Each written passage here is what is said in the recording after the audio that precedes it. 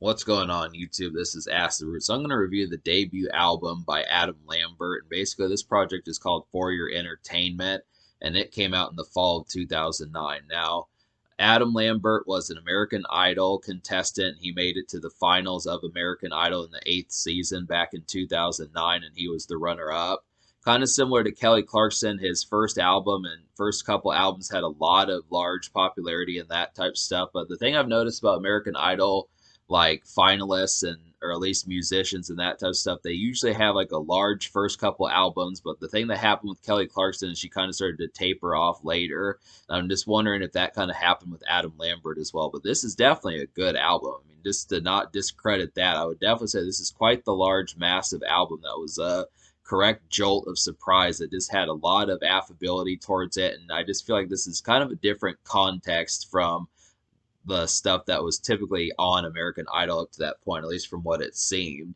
I would have to say what I got from Adam Lambert is like a touch and a taste of like Freddie Mercury, along with like some real kind of Avril Lavigne and Kelly Clarkson type emo type stuff or gothic type pop, and then just with a pop musician and just that type stuff. So you're basically, if like Freddie Mercury was not pop rock and kind of did more emo and kind of dance pop, Lady Gaga type stuff with like a pop and makeshift commercial kind of edge, that would be basically what Adam Lambert kind of is. And it's not to say that his image was not original, because it definitely was, but that's kind of the concept of what I got from it. It's just a very nice valve and an open marketplace for something that could have happened for creating such clever music and that sort of stuff.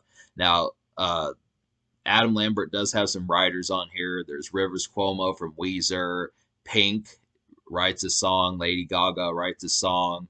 Ryan Tedder writes a song. There's just some folks on here that write some songs that do kind of seem in the similarities. I definitely felt like the Lady Gaga song was one that I could tell that she wrote. It just felt like if she had done the vocals for that song, I would definitely be able to say that that would sound like a single that she would do, especially back in the day, the late 2000s and stuff. So I just kind of think that that context has like a lot of affability towards it, and I definitely think that this context has a lot of affability towards it, and it's just like I said, an open marketplace for being able to kind of talk about, yeah, this genre that Adam Lambert is in is kind of like an open marketplace, and it just has a lot of affirmed kind of greatness as far as that kind of went. Got to the 7th single, so that's definitely saying something just on the first album to have that many hits. Some of them were international. At least in the United States, there were 3 singles. At least in the United States, there were 3 singles, and they all did quite well. And that's kind of the concept about it. But this is actually pretty large. So I like the concept. We'll kind of get into this. It's just kind of like a properly versatile kind of project that has some makeshift in here, some pop rock in here, some dance pop in here, kind of similar to the stuff that like Jeffree Star and Lady Gaga do. Some some kind of like Queen-esque type stuff, some kind of Queen ballads, like the sort of piano ballads that Freddie Mercury would do and that type stuff. So there's just some good stuff in here that kind of have some of those contexts. It has a lot of versatility, but we'll go ahead and talk about the singles now. So, so the first single was For Your Entertainment, the title track, and this is definitely like a glitzy kind of stepping out kind of song, very flashy, just an entry nightclub kind of song. Definitely has that kind of glamour and stuff. Feels like something Jeffree Star would do with just a lot more commercial fanfare towards it. This is the sort of direction that Tayo Cruz was kind of going in, but this is just kind of from more of like an alternative and kind of like more emo kind of pop commercial type stuff. I mean, this is why I talk about that Adam Lambert had such a clever angle, just because there weren't a ton of musicians like him in the same valve as him doing this sort of thing. So it's definitely a lane to kind of carve out here. Just the fact that I kind of felt similarities to Jeffree Star, but I just kind of see a lot more of like an edge towards it and something that would chart and be heard on everyday radio. And it definitely was a good look for him as like the first song to have come out as far as like his showcase to his debut and solo music. The second single is his highest charting song, and this is What Do You Want From Me? Definitely a very late day commute kind of makeshift kind of tune. I definitely feel like this is one to play at like 4:30 p.m. in the winter when it's getting evening time and the sun is setting. And in the summer, kind of a more 6:30, 7:30 p.m. type stuff. This definitely has that kind of just malaise and kind of commute kind of feel towards it, just that typical makeshift and that sort of thing. This has a pretty identifiable hook, and it just boils right down to the kind of malaise and kind of hazy production on there that just really feels like a this endless kind of summer tune and that type stuff. This really has that kind of energy. But I do like the concept of some of these songs. This is definitely a quality one. This is pretty much, I don't know how many more like top 10 singles Adam Lambert had, but this is a good example of something that just had the right amount of edge and just was melodic and kind of had that affability, but was still kind of commercial. And that's just kind of the concept. So it's just interesting to get that alternative sense, but then being commercial as this sort of stuff is. This is kind of an off the wall and this kind of random song to kind of chart this heavily just because he's such an alternative personality. If I Had You's a very crunchy dance bop kind of song, but this one's definitely makeshift. This is the sort of stuff that Tayo Cruz kind of did back in 2009 and 2010 and stuff, where he would make these makeshift and kind of safe for work kind of dance club bops, where if you're at work at 6:30, 7:30, 8:30 p.m., but you want to listen to something a little bit cut loose a little bit, these are the kind of jams for that sort of thing. Definitely kind of evening work kind of song, I feel like this, or it's kind of, or this song cuts loose, but not as much as like For Your Entertainment, like the lead single. But I do feel like this concept is, it's definitely a follow-up dance song that's just a little bit more tight-knit than the other ones. I do like the concept of kind of getting some of these, but that about wraps up the promotion for the American version, or for the stuff that's not international. But there are 4 other singles I'm going to talk about. So yeah, basically Fever is the 4th single, and this is a very ritzy kind of Further Night song. I definitely feel like this sort of energy is this. It has the electricity of the lead single For Your Entertainment, but it's just a lot more crunchy of a song. This one just has that kind of further in the night, keeping going for the night, keeping the energy running and that type of stuff kind of going. It has some good glam energy on there. It's just a very ritzy kind of song. Definitely like the kind of concept of it. These are just some nice ones. So that's 3 out of 4 singles so far that I've talked about that have had these kind of dance club bops on here. So this is a pretty actual stepping out and social kind of project. But to talk about some more of these, like another dance club song that I didn't enjoy as much was Surefire Winners, but this is the 5th single. So this is one that kind of has the energy a little bit less than Fever, but a little bit more than If I Had You or something like that, where this is kind of like a typical vanilla kind of dance club type song, but I didn't enjoy it that much just because it just felt a little bit more try hard and the execution was just not quite as nailed as well. This was not quite as pieced together and the melodies were just not quite as rhythmic as they were in like For Your Entertainment, the lead single, and then like If I Had You and even Fever. I just feel like the melodies of the first 4 singles just stomp all over Surefire Winners. That's definitely the concept there, but it is another single that's in the dance oriented kind of electro pop sense if you want that. The next 2 singles are kind of less dance oriented and more makeshift, but the next one, this is one well, actually, I don't recommend this one either, but Aftermath is the 6th single, and this is another one I don't recommend, but this one kind of has like a message towards it. It's very similar to What Do You Want From Me, just without the romantic sense and kind of the more recreational sense. But this one, this is a song with a message. It's like that kind of lazy, kind of acoustic guitar type feel towards it, or just light guitar licks in there that just feel like typical makeshift of like 4:30, 5:30, 6:30 p.m. and that type stuff. Just didn't really, I mean, it has a nice message on the song, but I just didn't quite vibe as much with it. I just kind of it's good for makeshift and that type of stuff, but I didn't see as like the concept of having like the same feels for it. But it does have it is there for the concept of being able to say if you do like a little bit of songs with some meaning, it does kind of have that context. But I just didn't quite connect with it as much. It's basically a song about, it's just basically kind of an empowerment kind of song. I just look at the concept of it, but I do like the fact that some of these are trying to reach like audiences to kind of be more uplifting in that sense. But it's just kind of whether or not that you, I mean, it just, I like when these songs are more feel good that kind of have a more rave energy, but this is one that kind of just tries to cheer you up and lift your spirits and that type of stuff. So that's kind of the concept.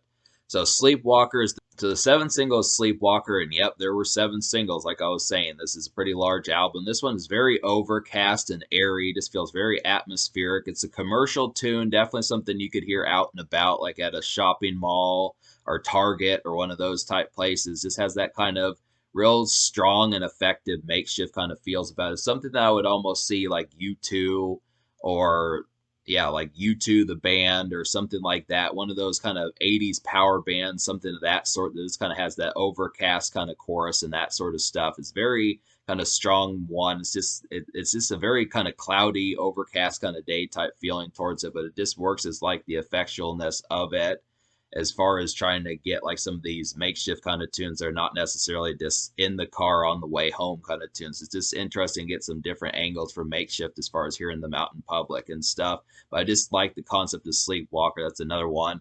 So yeah, but basically all in all, I would have to say that like Adam Lambert really delivered on the singles. He had a lot of angles, even if all of them didn't connect with me. He really proved that he can do dance pop and kind of the stuff that like Jeffree Star, Lady Gaga, and like folks like that. I'm trying to think of a few other ones like Broken Side and like 303, and some of those folks can really do that well. And I just look at the concept as far as that kind of goes. That's definitely down pat. And then some of this makeshift stuff is somewhat down. I feel like he does have the concept that he can do songs with messages and meanings. He can do stuff that's just kind of very just going to work at Monday through Friday type feels towards it. And there's even some ones for just shopping and that type of stuff. So there's just an overall good assortment of these type tunes. It just is pretty well balanced.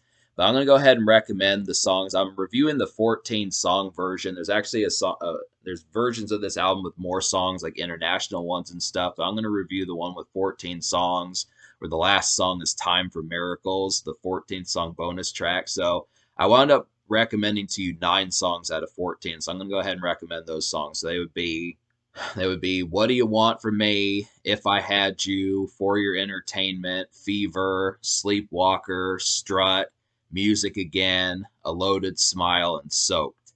So minus the 5 singles I recommend to you, there's still 4 other songs. So some of these, like a real kind of rave, kind of karaoke like song is Music Again, the very first song you hear. This one's a going out kind of song, definitely. Just it really works as like a night cut and has some night energy about it. Real rave, and just has a nice social energy about it just for stepping out. It's the sort of stuff that like Kelly Clarkson or Ashley Simpson would kind of do, just with a lot more rock energy. This is definitely more of a pop rock kind of tune, more so than electro pop, but I do like the energy of it. Soaked is kind of like a ritzy kind of slow dance kind of tune. Soaked is like a really fancy slow dance kind of tune. It's a ritzy song, and this definitely feels like chandelier music. This is the sort of stuff that Freddie Mercury would pull out of his hat and kind of do just out of the blue, just having these random kind of blue blood kind of ritzy kind of tunes and stuff. It's just interesting kind of get that and have Adam Lambert nail one of these right on his first album. It's just really kind of, I do like the blue blood energy of it. It's just interesting kind of get that. Another nice one is A Loaded Smile. Another slow dance kind of song is A Loaded Smile. This one definitely feels 80s like something like the Police would do or something like that. It has a very glam like feel towards it. And a lot of this album does have some glam like moments. This is sort of concoction and aesthetic that this project kind of has a lot of glam to it, but this is just an example of like, I mean, there needs to be more slow dance tunes. That's something to kind of forget about when you have all these up tempo ones where it's not so much you want a down tempo kind of tearjerker ballad, but just kind of getting these kind of slow dance, this kind of slow groove, that type of stuff, kind of this dance like rhythm about it. This is a good one for that sort of concept. So it's just interesting getting some of these kind of differential and this kind of more soft core kind of attitudes from like these out from these angles, and just the fact that Adam Lambert was kind of able to pull it off. I mean, typically I'm not one for like the down tempo piano ballad type songs, but he did it on Soaked, and he did it on and another slow dance kind of song was A Loaded Smile. That one didn't have a piano ballad, but it's just these kind of this really kind of sluggish kind of tempo kind of songs. They're just interesting kind of get them, but they are glam like. And then another one I recommend is Strut. Another song I recommend is Strut. This is a vanilla rave cut. Definitely like this one. Has a slow pace, but just overall good feels. This is the sort of stuff that Jeffree Star would do. But I think the difference about this song is just the fact of how commercial it kind of is. I feel like the concept that I like about Adam Lambert, where I like Jeffree Star, but a lot of times the unfortunate thing about Jeffree Star is just the fact that it just didn't feel like he was going to find those songs that would get him all over the radio and to crossover attention. Jeffree Star pretty much always stayed alternative, but Adam Lambert tries to break even and kind of get on like blue collar airwaves and be commonplace household name kind of topics and that type of stuff.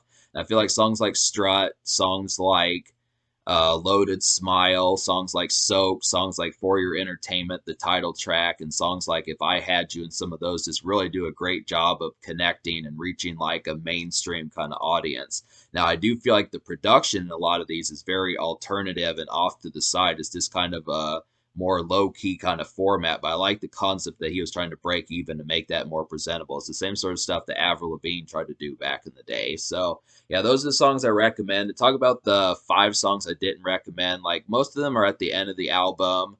Like I kind of feel like Aftermath, Broken Open, and Time for Miracles are just kind of differential ones. Like I already talked about not liking Aftermath, but Broken Open just really tries to pull off like this sprawling, kind of distant, kind of electronic, down tempo stuff that U2 typically does, but I just didn't see it work as well for him.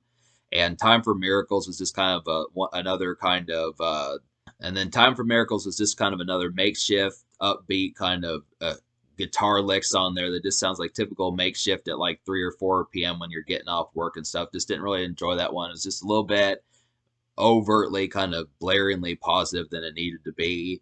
And then I also feel like another couple ones was Pick You Up was another really upbeat one where that one was just a little bit too peppy for my taste. I mean, I did somewhat like where that song was going, but this was really kind of I kind of like somewhat the energy of Pick You Up. It was just kind of more peppy than I would have wanted.